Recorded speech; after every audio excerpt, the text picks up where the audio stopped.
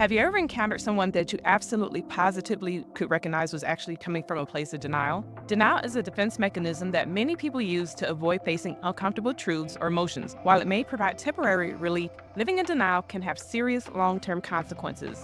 In today's video, we're going to talk about the dangers of denial and how we can address it effectively.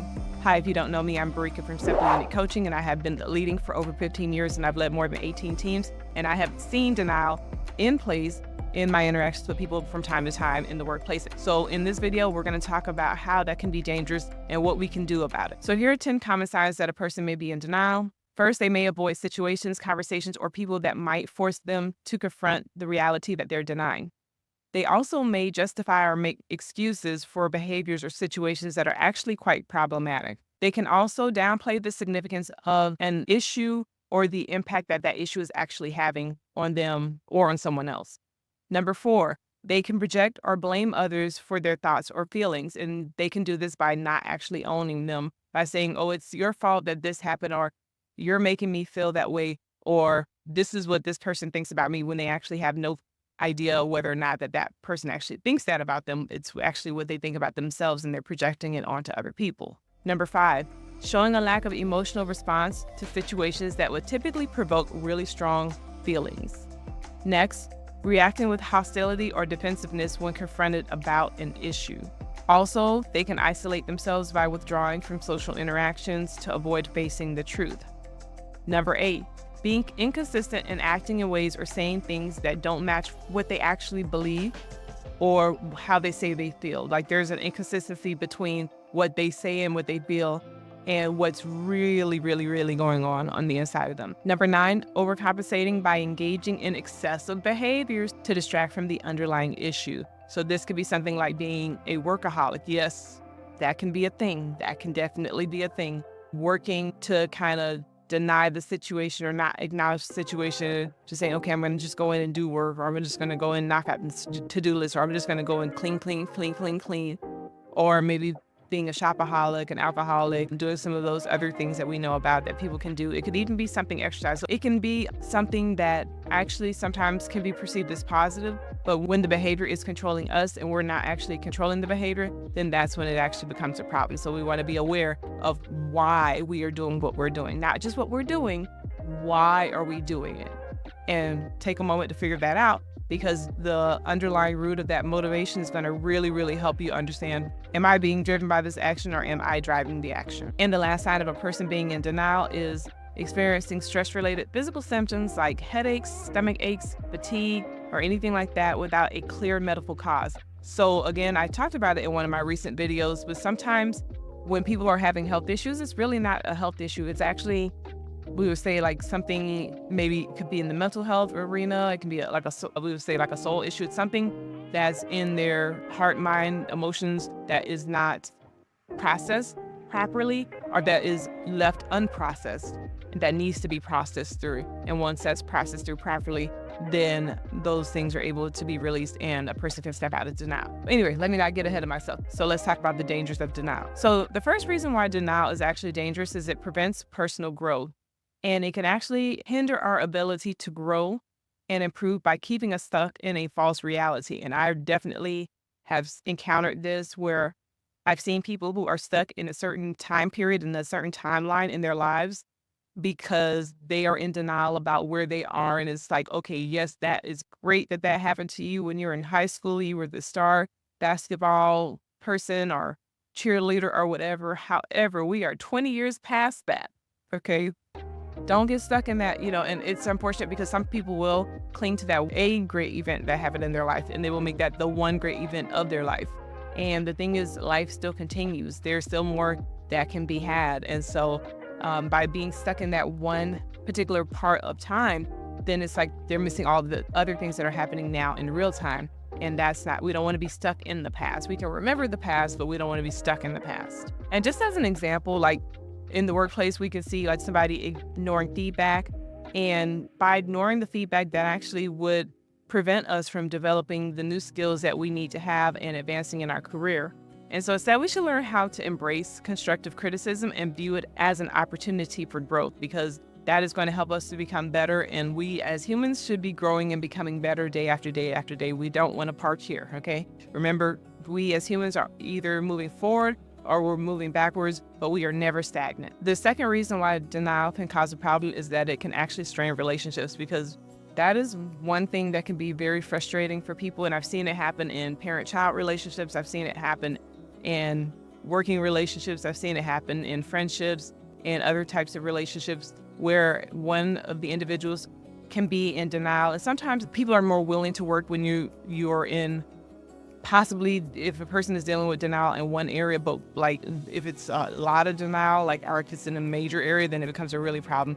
And sometimes, like, again, it takes people some time to process and to see where they really are and to deal with where they really are. If it was a tragedy that happened or if it was something that was traumatic that happened, that can definitely be something that someone needs to process through. And so denying issues in a relationship can definitely lead to unresolved conflicts and emotional distance by not acknowledging, the problem, the root problem that's happening, or that there is a problem. That can definitely cause a strain on relationships. Also, by doing that, it kind of isolates the other person, because they're like, okay, I'm trying to connect with you. I'm trying to share with you what's going on. I'm trying to say this is something that needs to be resolved. And you're not able to relate or connect to that person. And so that makes it very, very challenging to be in a relationship with an individual who's operating from a place of denial. Also, operating in denial, and I kind of talked about this a little bit, and I'm not a mental health professional or anything like that, but what I can say is that based on the information that we can find, that it does affect mental health. It can affect mental health, and it can affect the physical health of an individual. And so it can lead to stress and anxiety in our lives, which can negatively impact our well-being. Also, like, for example, if we avoid difficult conversations with a loved one, that can create a very tense situation, a very stressful situation, a very stressed household, or a very stressed work environment when people are not able to address what's really happening. So we want to make sure that we are leading in truth and we're being honest about what's going on so that we can solve problems, okay? We can actually move forward as individuals, and we can build those healthy connections and relationships that we need to have, and then just live a stress-free life. We don't want to have a stressful life. So now we're going to talk about strategies to overcome denial. But let me ask you a question. What are some other reasons why being in denial can be detrimental to a person? Definitely leave me a comment below. I would love to see what you place down there, and it might be helpful to someone else who watches this video at a later time. So here's one of my favorite things, because even for me as a leader, this is the thing that was the game changer for me, was becoming self-aware. And, when we're younger and we're growing up, the world revolves around us and that kind of thing. But at some point in time, we should realize and recognize that, okay, no, the world is much bigger than me as an individual. And as a good citizen and as a responsible citizen, I want to be able to help make a positive impact on the world. And I want to help leave the world a better place than the way that I found it, right? So anyways, I say all that to say self-awareness is a big deal. And the more self-aware you are as a person, the happier you're going to be, the healthier you're going to be. And I just say that, like, your overall health, because you will be aware of the situations that are positive for you, the situations that may stress you out, and then knowing, okay, now what do I need to do in these situations? Because in those situations that you thrive in, then it's going to be really, really great for you to know those and to identify those, to say, okay, I can do this. I feel confident. I can do great things here. Or in those situations where you're like, ooh, this is like, I feel like either I'm walking on eggshells or I feel like I kind of don't know what I'm doing. But being self-aware and knowing how you're feeling, knowing how you're wired, that's really important. And then also understanding that other people are wired differently, and that is okay. That's how they're wired.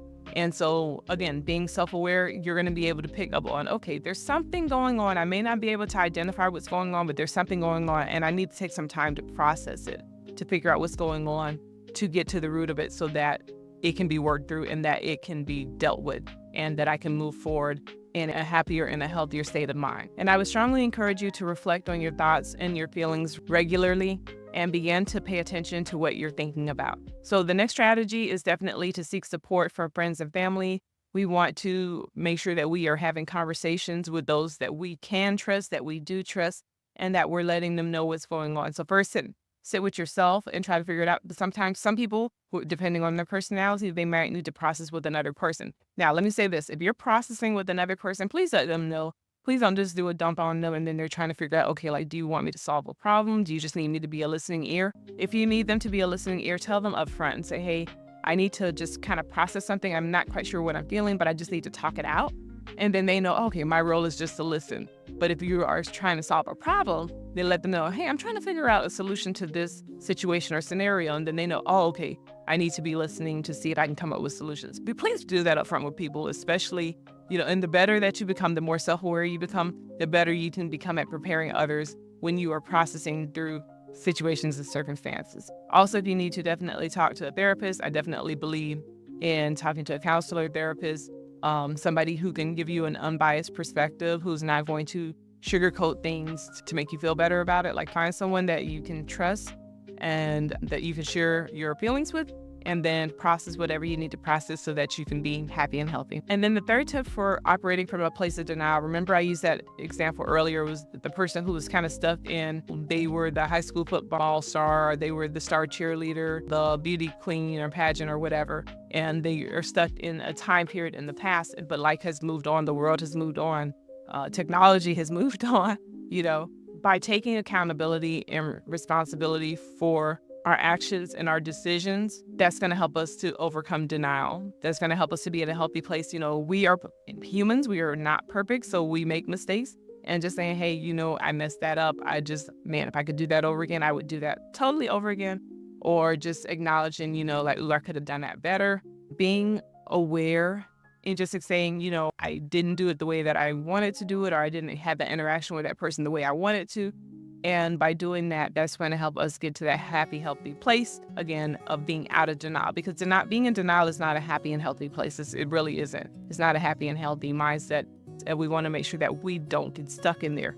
And just, take some time after watching this video and take a moment to say, okay, is there anything that are kind of pushing off to the side? And it could even be a thought of, like, even maybe you got into an argument with maybe a coworker. And in the back of your mind, you might have a little tiny voice that's saying, that didn't bother me. That didn't bother me. That didn't bother me. That didn't bother me. If it came up one time, then it probably didn't bother you.